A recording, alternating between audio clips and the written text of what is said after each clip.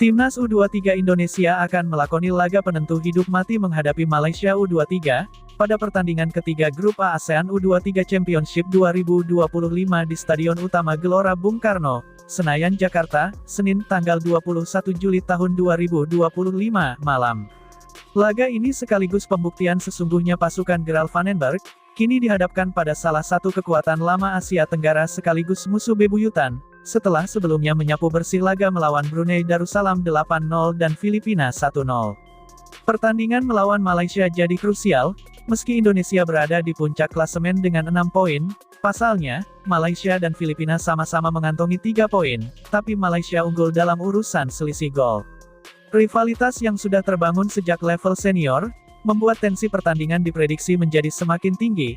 Dalam 5 pertemuan terakhir di level U23, Malaysia unggul tipis 3-2, termasuk kemenangan 2-1 atas Indonesia di semifinal edisi 2023. Jika mampu mengalahkan Malaysia, Indonesia akan menggenggam tiket semifinal. Selain itu, Garuda Muda akan meraih kepercayaan diri yang semakin penuh, untuk kembali meraih gelar juara seperti 2019 kala bermain di Kamboja. Jelang laga tersebut, Gerald Vandenberg memberikan sedikit pujian kepada tim negeri jiran. Menurut pelatih asal Belanda tersebut, Malaysia adalah tim yang bagus. Mereka juga menunjukkan permainan apik, meski takluk di tangan Filipina pada laga perdana. Hanya saja, Fergus Tierney dan kawan-kawan kurang beruntung pada laga tersebut. Malaysia adalah tim yang bagus, saya pikir mereka bermain dengan baik melawan Filipina. Saya pikir mereka menunjukkan bahwa mereka memiliki tim yang bagus, hanya saja kurang beruntung pada laga tersebut, jelasnya. Lebih lanjut, Gerald mengatakan bahwa anak asuhnya sudah mempersiapkan diri dengan baik, sebab, mereka sadar betul bahwa Harimau Malaya merupakan tim yang kuat, jadi, kami harus mempersiapkan diri, kami tahu bahwa mereka sangat kuat, pungkasnya. 3 poin akan memastikan tiket ke semifinal, dan hasil imbang akan tetap cukup. Secara historis, tim Malaysia U23 mungkin dapat menepuk dada, namun pelatih Nafuzi memilih bersikap realistis melihat kekuatan Indonesia saat ini. Berdasarkan cara Indonesia bermain dalam 2 pertandingan grup mereka, jelas bahwa mereka adalah tim yang sangat bagus. Secara individu, para pemain memiliki kualitas yang luar biasa, terutama dalam hal kecepatan dan kekuatan fisik mereka di lapangan, ujar Nafuzi. Pelatih Arema, Marcos Santos buka suara, terkait ditunjuknya Siswantoro sebagai pelatih fisik timnya untuk Super League 2025-2026, menurutnya, Siswantoro adalah pelatih fisik yang bagus. Sebelumnya, Siswantoro memimpin sesi latihan fisik para penggawa Arema sejak latihan perdana pada pertengahan Juni lalu. Pengalamannya sebagai guru pendidikan jasmani, dan lisensi BAFC yang dikantonginya menjadi modal. Meski telah memilih Siswantoro, direksi Arema menyerahkan keputusan mendatangkan pelatih fisik asing atau tidak ke tangan Marcos. Pelatih asal Brasil itu menegaskan tak akan membawa pelatih fisik asing tambahan. Siswantoro adalah pelatih fisik yang bagus, kami percaya padanya. Kami yakin dengan kemampuannya, ini masalah internal yang sedang kita bicarakan, kata Marcos. Marcos menambahkan, bersama Siswantoro pihaknya siap menaikkan level kondisi fisik para penggawa Arema, harapannya, saat Super League 2025-2026 dimulai Agustus nanti, mereka sudah berada di puncak performa masing-masing. Pelatih berusia 46 tahun itu mengupayakan, seluruh pemainnya memiliki fisik yang lebih baik daripada saat gagal total di Piala Presiden 2025 lalu. Saat melawan Liga Indonesia All-Star dan Oxford, memang terlihat fisik para pemain Arema, khususnya pemain asingnya masih kurang maksimal. Itu wajar karena kita sebulan tanpa kompetisi, pemain libur, pemain lokal berlatih lebih dulu, kemudian pemain asing berdatangan, jadi jelas perbedaannya, tambahnya.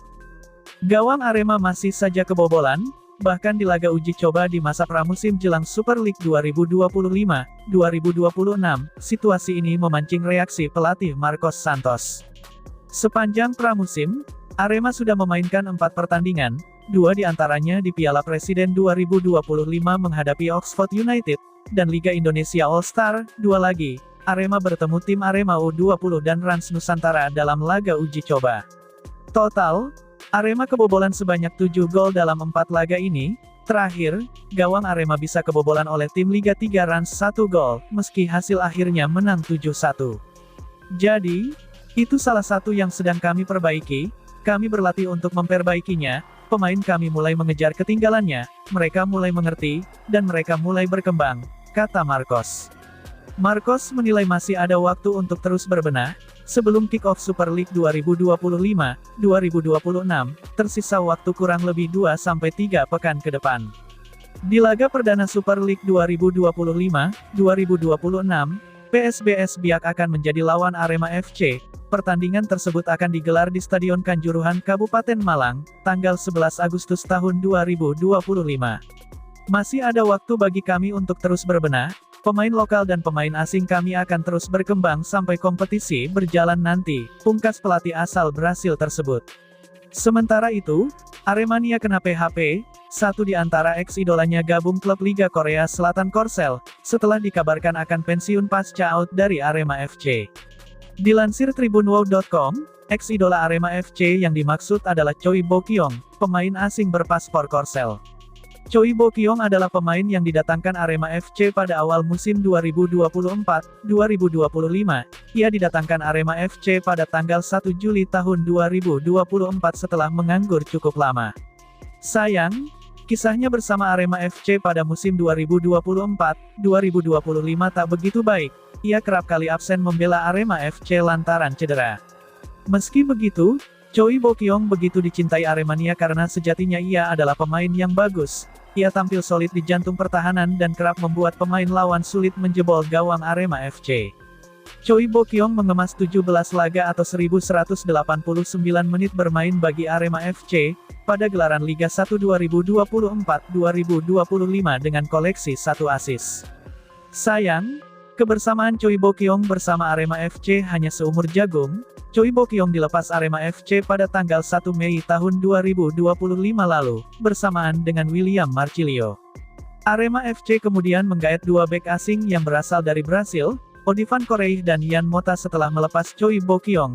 Odivan Koreih dan Yan Mota digait Arema FC pada tanggal 1 Juli tahun 2025. Kabarnya, Choi Bo-kyung memilih untuk pensiun setelah berpisah dengan klub yang bermarkas di Stadion Kanjuruhan Malang, Jawa Timur tersebut. Sayangnya, Choi Bo-kyung justru tak pensiun. Choi Bo-kyung malah bergabung dengan klub kasta kedua Liga Korea Selatan, yakni Chungnam Asan. Ia merapat ke Chungnam Asan pada tanggal 25 Juni tahun 2025 setelah menganggur kurang lebih 2 bulan pasca dilepas Arema FC.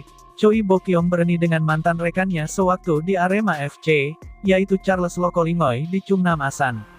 Ya, Charles Lokolingoy bergabung dengan Chungnam Asan pada tanggal 18 Juli tahun 2025.